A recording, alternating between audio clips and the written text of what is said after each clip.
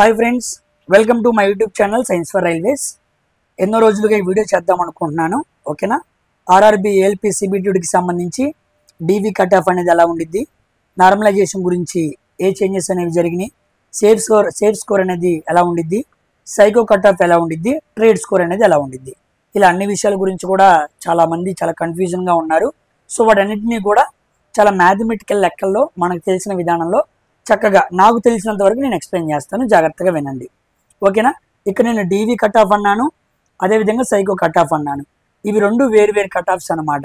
అదేంటి సార్ రెండు కట్ ఆఫ్లు, వాటి గురించి కూడా మనం క్లియర్గా మాట్లాడుకుందాం. ఓకేనా, సో ఫస్ట్ విషయం ఏంటంటే నార్మలైజేషన్ గురించి మాట్లాడుకోవాలి మనం.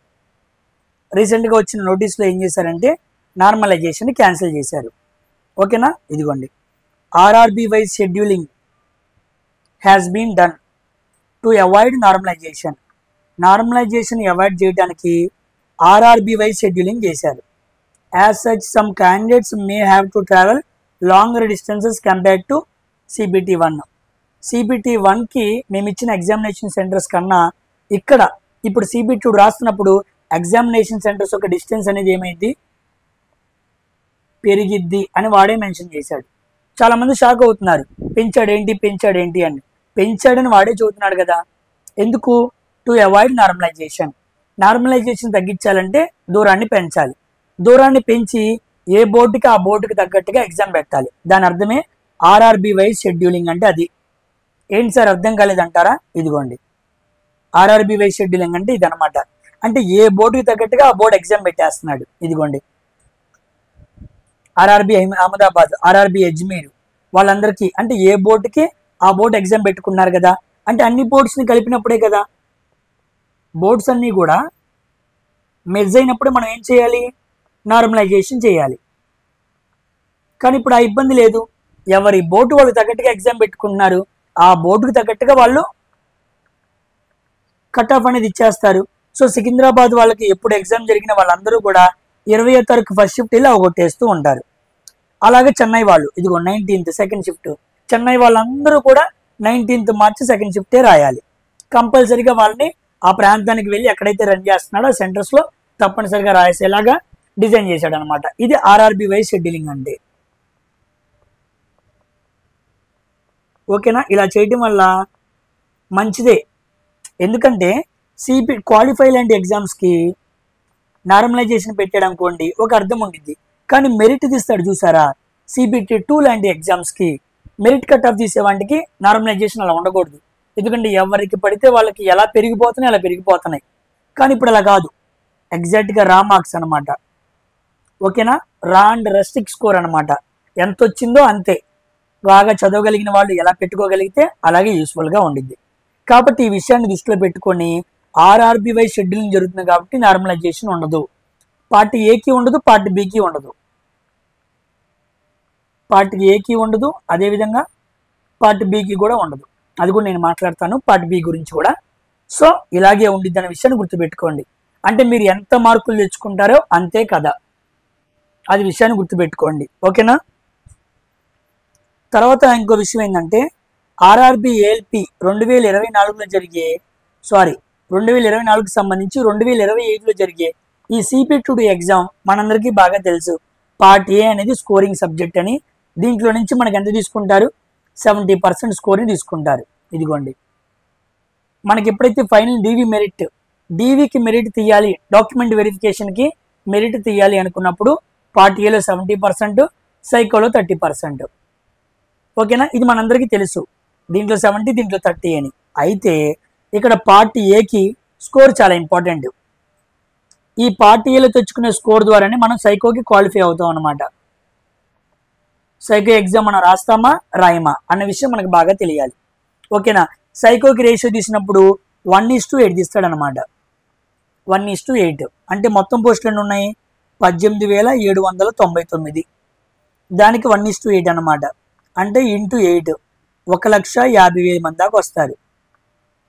ఓకేనా, అంటే 1,50,000 మందిని వాడు సైకోకి తీయాలన్నమాట. 1:8 రేషియోని మెయింటైన్ చేయాలి. అలా చేస్తేనే సైకో ఎగ్జామ్కి తీయాలి. అలా తీయాలి అంటే వాడు కట్ ఆఫ్ పెట్టినప్పుడు ఇదిగోండి 65, 60, 55 ఈ కట్ ఆఫ్ దగ్గర అయిపోయిద్ది. సైకోకి క్వాలిఫై అవటానికి 65 చాలు. మీరు రేపు రాసే పార్ట్ ఏలో ఎగ్జామ్లో 60 నుంచి 65 తెచ్చుకుంటే మంచిదే.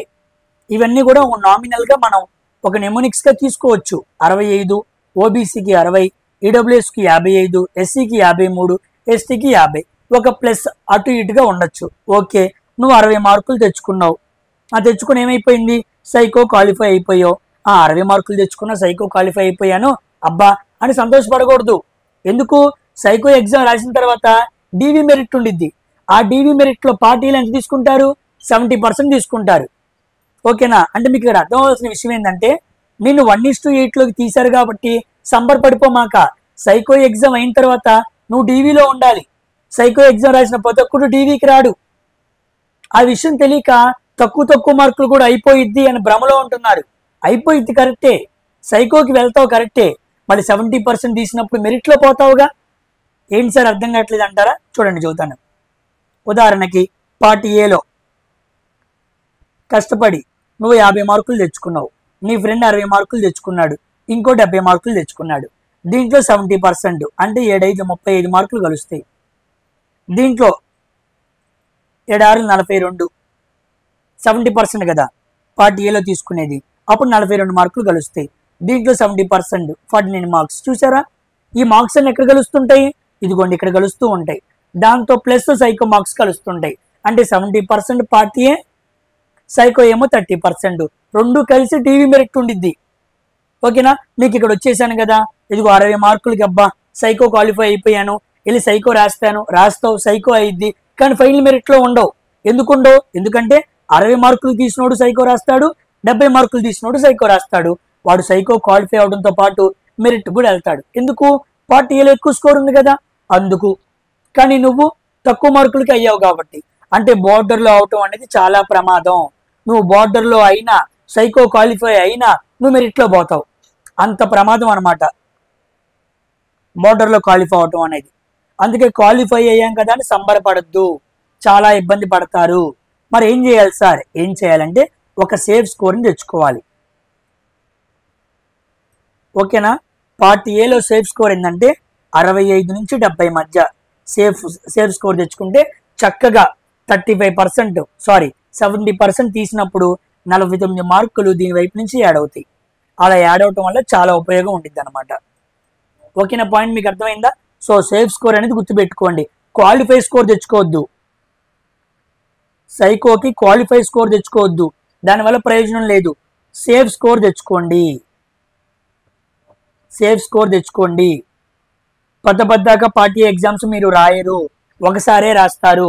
ఆ రాసిన స్కోర్లో 70% తీసుకుంటాడు కాబట్టి మీరు డీవీ మెరిట్లోకి వెళ్ళాలంటే తప్పనిసరిగా మీరు చేయాల్సిన విషయం ఏంటంటే మీకు మంచి సేఫ్ స్కోర్ అనేది ఉండాలి. అలా లేకపోతే మీరు ఇబ్బంది పడతారు. ఓకేనా. ప్రూఫ్ చూపిస్తా, దీన్ని నేను ప్రూఫ్ అన్నమాట. ప్రూఫ్ లేకుండా మాట్లాడకూడదు. ఇదిగోండి ఇక్కడ చూడండి. ఎగ్జాంపుల్ సికింద్రాబాద్ తీసుకోండి. జనరల్కి ఎంత ఉంది, 59, ఎస్సీకి అంతా 41, ఎస్టీకి అంతా 34, ఓబీసీకి అంతా 52. చూసారా, ఇది ఎప్పుడు 2018 CBT 2 అంటే పార్ట్ ఏ స్కోర్ అనమాట. పార్ట్ ఏ అనమాట. పార్ట్ ఏ రాగానే పెట్టిన కట్ ఆఫ్. ఈ కట్ ఆఫ్ తో మనం దేనికి వెళ్తాం, ఇది సైకో క్వాలిఫైయింగ్ కట్ ఆఫ్ అనమాట. ఓకేనా. అబ్బా చాలా 34 మార్కులకి సైకో ఎగ్జామ్ రాసేసానే, 52 మార్కులకి సైకో ఎగ్జామ్ రాసేసానే అని సంతోషపడుతూ ఉంటారు. ఓకే, సంతోషం మంచిదే. ఇదేసారి సైకో ఎగ్జామ్ అయిన తర్వాత ఇప్పుడు చూడండి, ఇది డీవీ కట్ ఆఫ్. ఓకేనా. డీవీ కట్ ఆఫ్ చూసారా ఎంత వెళ్ళిపోయిందో, ఇదిగోండి 73కి వెళ్ళిపోయింది. జనరల్ సికింద్రాబాద్ 65కి వెళ్ళిపోయింది. ఎస్సీ కట్ ఆఫ్ 57కి వెళ్ళిపోయింది. ఎస్టీ కట్ ఆఫ్ ఓబీసీ 72కి వెళ్ళిపోయింది. ఇదిగోండి ఇక్కడ 52 ఎక్కడ, 72 ఎక్కడ, ఇక్కడ ఏమో 34 ఎక్కడ, ఇక్కడ 57 ఎక్కడ, ఇక్కడ ఏమో 41 ఎక్కడ, ఇక్కడ 65 ఎక్కడ, ఇక్కడ 60 ఎక్కడ, ఇక్కడ 73 ఎక్కడ. అటు ఇటుగా 10 నుంచి 15 మార్కుల వరకు కలిసిందనమాట. అంటే చూసారా ఏమైంది, సైకో మార్కులో 30% నువ్వు రాసిన పార్ట్ ఏలో కలిసి డీవీ కట్ ఆఫ్ అనేది పెరిగిద్ది. ఓకేనా, పెరిగిద్ది. కాబట్టి నువ్వు ఎప్పుడు కూడా క్వాలిఫై అవుదామన్న సంబరంతో ఉండమాక. సేఫ్ స్కోర్ తెచ్చుకోవడానికి కష్టపడు. పార్ట్ ఏనే నీకు ఉద్యోగం తెచ్చిపెట్టేది. అందరూ కూడా పార్ట్ ఏలో ఎక్కువ మార్కులు తెచ్చుకుందాం అనుకుంటారు, కానీ సైకోలో తెచ్చుకుందాం అనుకోరు. సైకో క్వాలిఫై అయితే చాలు దేవుడా అనుకుంటూ ఉంటారు. ఎవడైనా అంతే, సైకోలో ఎక్కువ మార్కులు తెచ్చుకుందాం అనే భ్రమను మనలో పెట్టుకోమాక. అది జస్ట్ క్వాలిఫై అయితే చాలు అనుకుంటారు. అది క్వాలిఫైయింగ్ కాదు, 30% తీస్తాడు కరెక్టే, కానీ సైకో క్వాలిఫై అయితే చాలు, అన్నీ అయితే చాలు అనుకుంటూ ఉంటారు. కాబట్టి దీంట్లో ఎక్కువ మార్కులు తెచ్చుకోవాలి. ఇదే మన చేతిలో ఉన్న ఆయుధం. దీంట్లో బాగా ఎక్కువ మార్కులు తెచ్చుకుంటే కలిసే 30% ఎప్పుడో కలిసిపోయింది, కాబట్టి చక్కటి మార్కులు వస్తాయి.